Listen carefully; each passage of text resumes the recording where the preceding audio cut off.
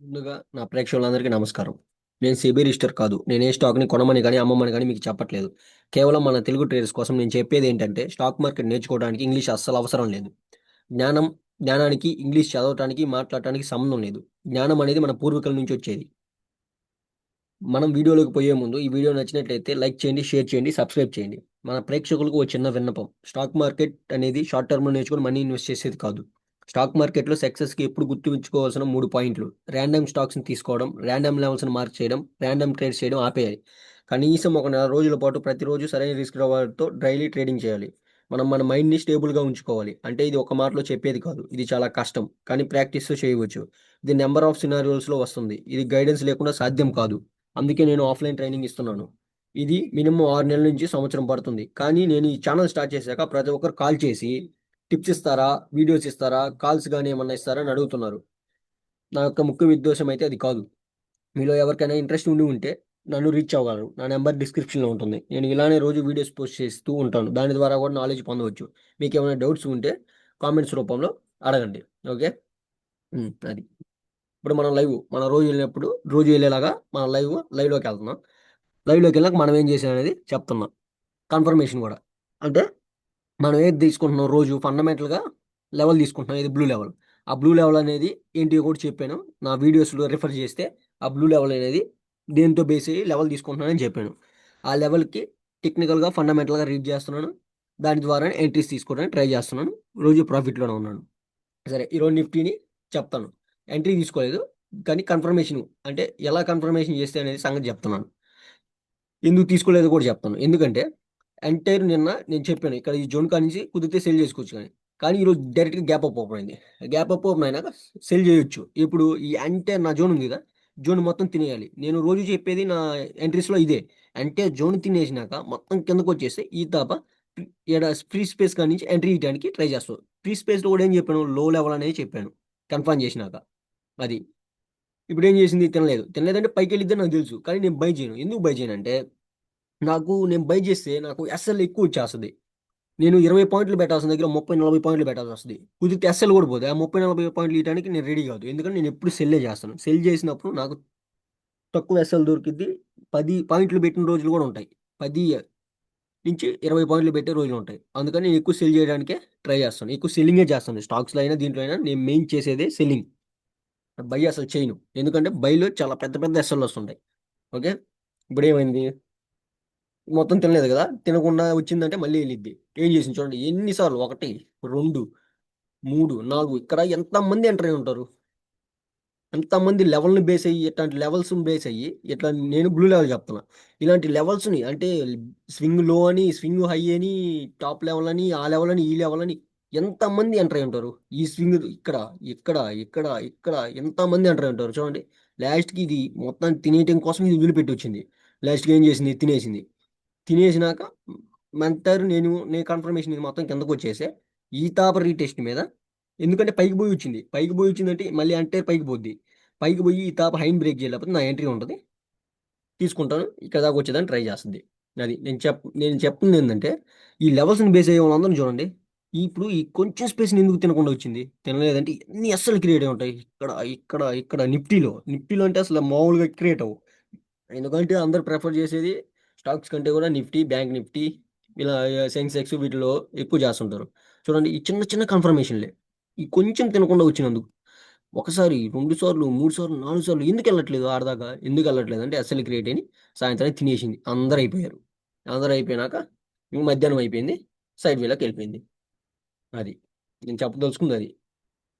Confirmation లేనిది entry తీసుకోకూడదు. ఈ మెయిన్ లెవెల్స్ ఇలాంటియన్నీ రిఫర్ చేసి తీసుకుంటే ఇలాంటియి జరుగుతాయి. ఎక్కువ ఎస్ఎల్ క్రియేట్ అవుతే ఏసేస్తాయి. అది. ఓకే. నెక్స్ట్ మనం మెయిన్ స్టాక్స్‌లో గదా! నేను చెప్పాను నిఫ్టీలో నాకు కన్ఫర్మేషన్ లేకపోతే ఆ రోజు అసలు ఇంకా ఎంట్రీయే తీసుకోను. అదే గాని ఇది గాని ఫుల్‌గా తినేసి గాని వచ్చుంటే ఎంట్రీ ఉండేది మనది. ఈ మళ్ళీ రీటెస్ట్‌కి పోయినప్పుడు ఇక్కడ ఈ స్పేస్ దగ్గర నుంచి ఇది ఎళ్ళలేదు కాబట్టి మనం ఇంక తినలేదు కాబట్టి అసలు తీసుకోం. దీంట్లో కన్ఫర్మేషన్ లేదు. స్టాక్స్‌లో చేశాను. స్టాక్స్‌లో చూద్దాం. ఇదిగోండి. ఓకే. స్టాక్స్‌లో ఏంది? ఓపెన్ ముందు మనం ఏం చేయాలి? నిన్న రోని రీచ్ చేయాలి. నిన్న రోని ఏం చేసింది? ఇదొచ్చి నిన్న రోని కన్ఫర్మ్ చేసుకుంది. ఏంది? Anti zone పైకెళ్ళిపోయింది. పైకెళ్ళిపోయిందంటే ఇక్కడ ఏం చేయాలంటే దీన్ని గాని, దీన్ని గాని, దీన్ని గాని సపోర్ట్ ఇచ్చుకొని పైకెళ్ళిపోవాలి. కిందకొచ్చి లోవర్‌లో క్రియేట్ చేయకూడదు. లోవర్‌లో క్రియేట్ చేసిందంటే నీ ఎంట్రీ టాప్లో ఉంటుంది. ఎస్ఎల్ పోయినా అక్కడే ఇచ్చేయడానికి రెడీ. ఎందుకంటే అది ఆల్రెడీ నేను రౌండ్ డేటాను రీడ్ చేసి నీకు అర్థమైపోద్ది. ఓపెన్ అయింది కదా, డైరెక్ట్గా ఎడిగిపోయింది, ఏడకెళ్ళిపోయింది. ఇప్పుడు ఎంత ర్యాలీ వేసుకొచ్చింది, ఏడకెళ్ళాక ఎందుకు స్టాపేజ్ వచ్చింది? స్టాపేజ్ వచ్చిందంటే నిన్న ఆల్రెడీ క్రియేట్ అయిపోయింది, ఆల్రెడీ ఎంటర్ అయిపోయాడు, సెల్లర్ అనేవాడు ఎంటర్ అయిపోయాడు. ఈరోజు ఇక్కడ ఓపెన్ అవ్వగానే ఫాస్ట్గా వెళ్ళిపోయాడు కదా, ఫాస్ట్గా వెళ్ళాడంటే ఇక్కడికి పోయినాక అమ్మేసుకుంటాడు. ఈ ఫ్లో చూడండి, చిన్నగా అమ్ముకుంటా అమ్ముకుంటా ప్రాఫిట్ బుక్ చేసుకుంటూ ఉంటే అది అమ్ముకుంటూ అమ్ముకుంటూ వచ్చేసాడు. చూడండి మనకి ఎంత వచ్చింది ఈరోజు. నేను రోజు ఎంట్రీస్ దగ్గర ఒకటే చెప్తున్నా ఏంది, నా లెవెల్ని బ్రేక్ చేసేటప్పుడు టూ క్యాండిల్స్ని, ఏ అయితే టూ క్యాండిల్స్ని బ్రేక్ చేస్తుంటుంది కదా, టూ క్యాండిల్స్, ఇది బ్రేక్ చేయాలి, ఇది బ్రేక్ చేయాలి, ఇది బ్రేక్ చేసింది. ఇదండి చూడండి, నా ఎంట్రీ ఇచ్చినాక నా అస్సలు అయితే పోదు, కొంచెంతో అయినా సరే నేను దాన్ని మిగిలిద్ది. చూడండి ఈ రెండు క్యాండిల్స్ని, ఈ గ్రీన్ క్యాండిల్ బ్రేక్ చేయను, పైకి కూడా పోయింది. మళ్ళీ మళ్ళీ ఏం చేసింది, ఈ రెడ్ క్యాండిల్ ఏర్పడింది. కానీ నేను ఇక్కడ 10 పైపులు నేను ఎంట్రీ తీసుకునేటప్పుడల్లా చెప్పుకుంటాను ఏంటంటే, నా ఎంట్రీకి 10 పైసలు బఫర్ ఇచ్చి పెడతా. ఇప్పుడు ఏం చేసింది ఇది, సాయంత్రానికి ఎంత వచ్చింది, 1:6 దగ్గర హోల్డ్ చేసి సాయంత్రం 1:7 వచ్చింది. చూడు ఇక్కడ ఎంత, ఆ క్యాండిల్స్ బ్రేక్ చేసినాక ఇప్పుడు ఏడ దాకా ఉన్న ఎస్ఎల్ ఎందుకు తినలేదు, ఎస్ఎల్ ఎందుకు తినలేదు, తిందో ఎందుకంటే ఆల్రెడీ కన్ఫర్మ్ అయిపోయింది. నిన్న రోజు డేటా అరేంజ్ చేస్తే ఇక్కడ కన్ఫర్మ్ అయిపోయింది, నువ్వు ఎంట్రీ తీసుకుంటే సేఫ్, నీకు ఫేవర్గానే వచ్చింది. కుదిరితే అప్పుడే ఎస్ఎల్ పోద్ది. ఏంది నిన్న పోయినాయి ఎస్ఎల్ కూడా పోతాయి, 10లో 3 రోజులు ఆగిపోతాయి. కానీ నేను ఇచ్చేయడానికి సిద్ధం, ఎందుకంటే 10లో 3 సార్లు ఇస్తేనే కదా 7 సార్లు నువ్వు తీసుకునేది. ఇప్పుడు 1:6 వచ్చింది, నిన్న ఏం చేసింది, గ్రాసింగ్లో పోయింది. ఆ మూడిట్లో గట్టిగా అన్నింటిలో కలిపి 1:7.5 ఏమి వచ్చింది. ఈ రోజు చూడండి ఒక స్టాక్లోనే వచ్చింది. నాకు ఫేవర్గా ఉన్నప్పుడు 1:6 తీసుకుంటా. అది ఓకే. సేమ్ అన్నిట్లో నిఫ్టీలో ఒకే రాడ్ యూజ్ చేస్తా, స్టాక్స్లో ఒకే రాడ్ చేస్తా, ఎంట్రీస్ కూడా సేమ్ అలాగే ఉంటాయి. ఓకే. నెక్స్ట్ సన్ ఫార్మా చూద్దాం. సన్ ఫార్మా నేను రెండు ఏం చేసింది, వచ్చింది ఏం చేసింది, క్లోజింగ్ ఇచ్చింది. క్లోజింగ్ ఇచ్చి పైన ఉంది, మళ్ళీ పైన క్లోజింగ్. మనం ఏం చేయాలి, ఏం చెప్పాను ఆ స్టాక్లో కూడా మీకు ఏం చెప్పానంటే, ఓపెన్ అయినాక ఇక్కడి నుంచి కానీ ఇక్కడి నుంచి కానీ ఇక్కడి నుంచి కానీ సపోర్ట్ తీసుకెళ్ళిపోవాలి. ఇది కిందకు వచ్చింది, ఒక క్యాండిల్ తోస్తే నేను నమ్మను. ఎప్పుడైతే మళ్ళీ వచ్చి మళ్ళీ కిందకు వచ్చేసి మళ్ళీ లోవర్లో క్రియేట్ చేస్తుంది స్ట్రక్చర్కి, మన దగ్గర ఉండేది మొత్తం ఇన్ని మూడు, స్ట్రక్చరు, వాల్యూము, ప్రైజు. ఓకే, వీటిని కంపేర్ చేస్తూ చేస్తాం. ఇదేంది, పైకి కన్ఫర్మ్ చేసింది, పైకి కన్ఫర్మ్ చేసింది, నువ్వు ముందు స్ట్రక్చర్ క్రియేట్ చేసాక వెయిట్ చేయి. వెయిట్ చేస్తే నీకు ఆన్సర్ అదే చూపిస్తుంది. చూడు ఇంతసేపు మీరు వెయిట్ చేయగలరా, ఇక్కడికి వచ్చేదాకా నా ఎంట్రీ ఎలా ఉంటుంది చెప్పాను కదా, మొత్తం ఫుల్లీ కన్ఫర్మ్ లోవర్లో వేసిందంటే ఫ్రీ స్పేస్ కిందే ఉంటుంది ఎంట్రీ. నా స్టాక్స్ నా వీడియోస్ అన్ని వెరిఫై చేస్తే ఇదే ఉంటుంది. ఎప్పుడైతే లోవర్లో కన్ఫర్మ్ చేసిందో నీ ఎంట్రీ, ఇక్కడ దాకా అందరూ వెయిట్ చేయలేరు. ఈ లోపే చాలా మంది ఎంటర్ అయిపోయి ఉంటారు. ఈ లెవెల్స్ని బేస్ అయ్యి, ఈ రెడ్ లెవెల్ని, ఈ బ్లూ లెవెల్ని, వీటిని బేస్ అయ్యి ఎంతో మంది ఎంటర్ అయిపోయి ఉంటారు ఆల్రెడీ. అని నేను చెప్పేది ఏంటంటే, నేను నా లెవెల్ దగ్గరికి కన్ఫర్మ్ ఇచ్చినాక నేను ఆ ఫ్రీ స్పేస్ లో కాడి నుంచే ఎంట్రీ ఇవ్వడానికి ట్రై చేస్తాను. ప్లస్ నా దగ్గర 4 ఉంటాయి, నిఫ్టీ ఉంటుంది, సెక్టార్ ఉంటుంది, దాని స్టాక్ ఉంటుంది. ఆ 4ని పెట్టుకొని వెరిఫై చేసుకుంటూ ఉందా. వెరిఫై చేసుకుంటే ఏమొచ్చింది, ఇప్పుడు వచ్చింది. అప్పుడు దాకా ఎవరు వెయిట్ చేయలేరు, కానీ నేను వెయిట్ చేస్తా. ఏడే ఎంట్రీ పెట్టేస్తా, అసలు ఎంట్రీ పెట్టేస్తా. వస్తే ఇక్కడికి వస్తే ట్రిగ్గర్ అవ్వని వెయిట్ చేసి ఇక్కడ నేను అలారం పెట్టుకుంటా, టచ్ అవ్వగానే ఎంట్రీ ప్లేస్ చేసేస్తా. ఈ జోన్ పైనే స్టాప్ లాస్. ఓకే, ఇది ఎంత వచ్చిందో చూద్దాం. నిన్నటి ట్రేడ్స్ అవి మనల్ని ఏమీ ఉండకూడదు. నిన్నే, ఈరోజే. ఓకే, ఇవాళ ఎంత వచ్చిందో చూద్దాం. ఇది ఈ స్టాప్లో 10 పైసలు బఫర్ ఇచ్చి పెడతాం. ఇదే మన ఎంట్రీ. ఎంత వచ్చింది దీంట్లో 1:8 వచ్చింది. 1:8 వచ్చింది దీంట్లో. 1:8 అంటే మనం 3 గంటల దాకా ఉంటాం కాబట్టి ఆల్మోస్ట్ 7.5 దగ్గర ఎగ్జిట్ అయ్యాం. ఓకే, రెండు స్టాక్స్లో ఎంత వచ్చింది, నేను సెల్లే చేస్తాను రోజు, ఎందుకంటే నాకు తక్కువ తక్కువ స్టాప్ లాసులు దొరుకుతాయి సెల్ చేస్తే. బై చేస్తే ఎక్కువ ఎక్కువ స్టాప్ లాసులు దొరుకుతాయి. అసలు నేను బై చేయడానికి ప్రిఫర్ చేయను, అసలు చేయను బై. అది చూపించినా సరే నేను చేయను, ఎందుకంటే పెద్ద పెద్ద క్యాండిల్స్ ఉంటాయి. చూడు దీంట్లో 1:7, దీంట్లో 7.5. ఓకే, అది కన్ఫర్మేషన్ మాత్రం అన్నింటిలో ఒకేలాగా ఉంటుంది. అది ఇప్పుడు మహేంద్ర సేమ్ మహేంద్ర కూడా ఏం చేసింది, నిన్న ఏం టచ్ కాల, జస్ట్ ఈ రోజే పోతుంది అంటే నువ్వు సేల్ చేసుకోవచ్చు. ఎక్కడి నుంచి సేల్ చేసుకోవచ్చు, ఇది ఉంటుంది కదా, ఈ స్వింగ్ మొత్తం కిందకు వచ్చేసినాక ఈ ఎంటైర్ ఈ స్పేస్లో టచ్ అయిపోయింది కదా, నిఫ్టీలో ఎంత టచ్ కాల, టచ్ అయితే నువ్వు రిస్క్ చేయొచ్చు. ఎందుకంటే ఈ జోన్ కింద దాకా వస్తుంది. ఇక టచ్ అయిందంటే ఈ జోన్ కింద రావడానికి ట్రై చేస్తుంది. ఇప్పుడు నిఫ్టీని చూపిస్తాను మీకు.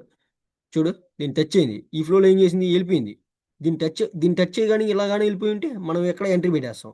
ఇదేం చేసింది, టచ్ కాకుండా వెళ్తుంది, అందుకని పెట్టాం. ఇది టచ్ అయింది కదా, ఎంట్రీ ఎక్కడ, ఈ టాప్లో నేడే ఎంట్రీ.